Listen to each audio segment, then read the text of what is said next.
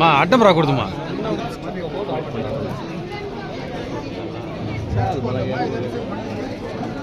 చూడమన్నా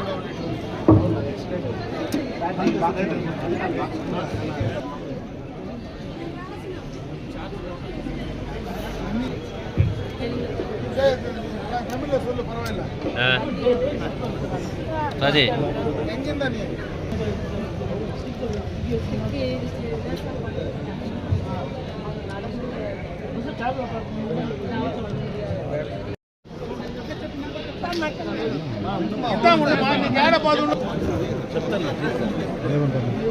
cycle ఇచ్చినారంట battery cycle కావాలంట battery cycle కావాలి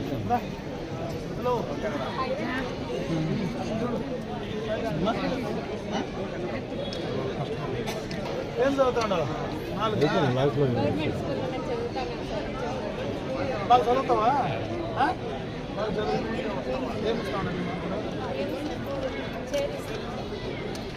ఏం కావాలి నీకు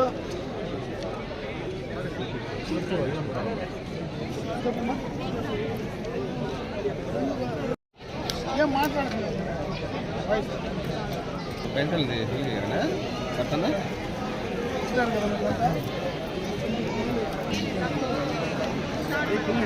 కూర్చో కూర్చో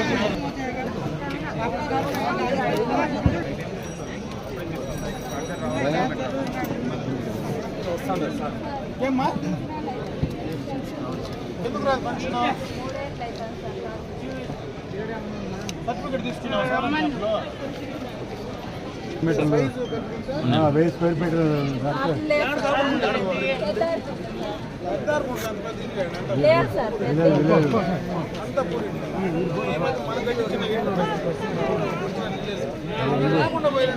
ఈ కార్యక్రమంలో లబ్ధిదారులు శారీరక అంగవైకల్యం కలిగినటువంటి సోదరీమణులందరికీ పత్రికా విలేకరులకి నా నమస్కారాలు.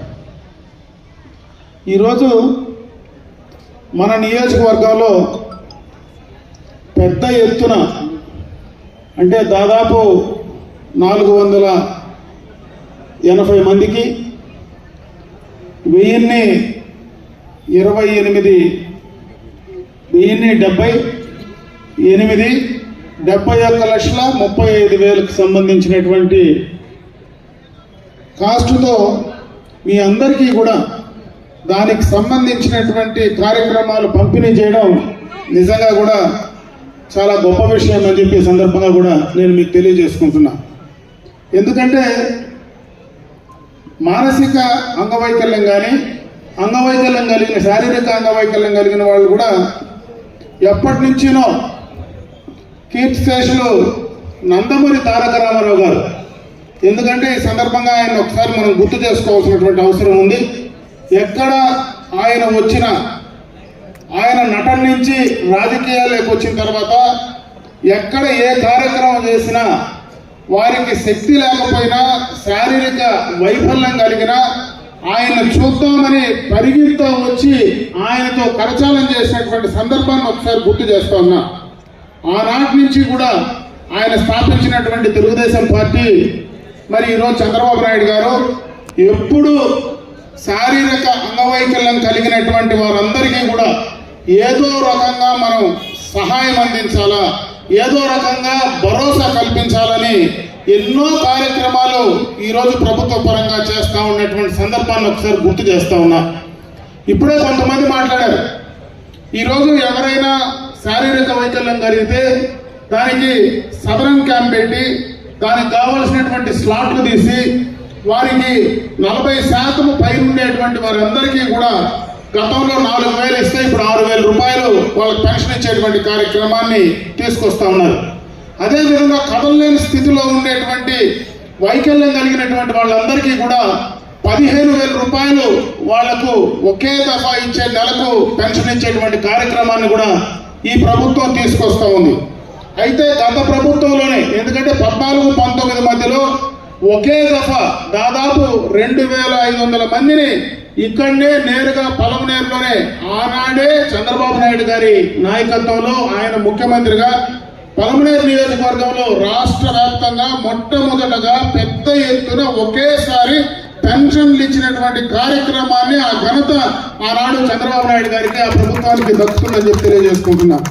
మరి ఈరోజు 2024లో మళ్ళా తిరిగి మీ అందరి సహకారంతో అధికారంలోకి వచ్చిన వెంటనే ఈరోజు రాష్ట్ర కేంద్ర ప్రభుత్వాల నుంచి కూడా దాదాపు ఈ కూటమి ప్రభుత్వం మళ్ళీ ఒకసారి ఈ యొక్క శారీరక వైకల్యం కలిగినటువంటి వాళ్ళందరికీ కూడా ఈరోజు జిల్లాలోనే అతి ఎక్కువ అతి పెద్ద కార్యక్రమాన్ని ఈరోజు మనం పలమనేరులో మీకోసం ఈ కార్యక్రమం ద్వారా మీకు లబ్ధి చేకూర్చడానికి నిజంగా కూడా ఇది చాలా గొప్ప, మేమందరం కూడా గర్వపడేటువంటి విషయం అని చెప్పి కూడా ఈ సందర్భంగా మీ దృష్టికి తెస్తా ఉన్నా.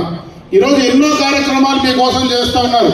ఈరోజు పెన్షన్ కార్యక్రమమే కాదు, దాదాపు చాలా కార్యక్రమాలు మీకు ఏదైనా అంగవైకల్యం కలిగితే దానికి సంబంధించినటువంటి కాలు కావచ్చు, చెయ్యి కావచ్చు, ఏదైనా అంగాన్ని లోపిస్తే దాన్ని ఆర్టిఫిషియల్ గా తీసి మీకు ఇచ్చేటువంటి కార్యక్రమాన్ని ఈరోజు ప్రభుత్వ పరంగా చేస్తా ఉన్నాం. అదేవిధంగా స్పీచ్ థెరపీకి సంబంధించి ఎక్కడైనా ఇబ్బంది ఉంటే దానికి కావలసినటువంటి పరికరాలను కూడా మీకు ఉచితంగా అందించేటువంటి కార్యక్రమాన్ని ఈ ప్రభుత్వం చేస్తూ ఉంది. అదేవిధంగా ఎవరైనా ఈరోజు ఐటీఐలో శిక్షణ పొందాలంటే మీ అందరికీ కూడా ఉచితంగా శిక్షణ ఇవ్వడమే కాకుండా స్వయంగా మీరు ఏదైనా ఒక ఉపాధి కార్యక్రమాన్ని తీసుకోవాలంటే బ్యాంకుల ద్వారా రుణం తీసుకుంటే దాదాపు 50% సబ్సిడీ ఇచ్చేటువంటి అవకాశాలను కూడా ఈరోజు ఈ ప్రభుత్వ పరంగా కూడా ఆ కార్యక్రమాలు కొనసాగిస్తాం. పిల్లలు ఉంటే వాళ్లకు ప్రీ మెట్రిక్ కానీ పోస్ట్ మెట్రిక్ కానీ దానికి సంబంధించినటువంటి స్కాలర్షిప్లు ఈరోజు మీకు వచ్చేటువంటి అవకాశం ఉంది. చదువుకున్న తర్వాత ప్రభుత్వ ఉద్యోగాల్లో ఎక్కడ కానీ 4% రిజర్వేషన్లు కూడా ఈరోజు మీకు కల్పించేటువంటి అవకాశం ఉంది.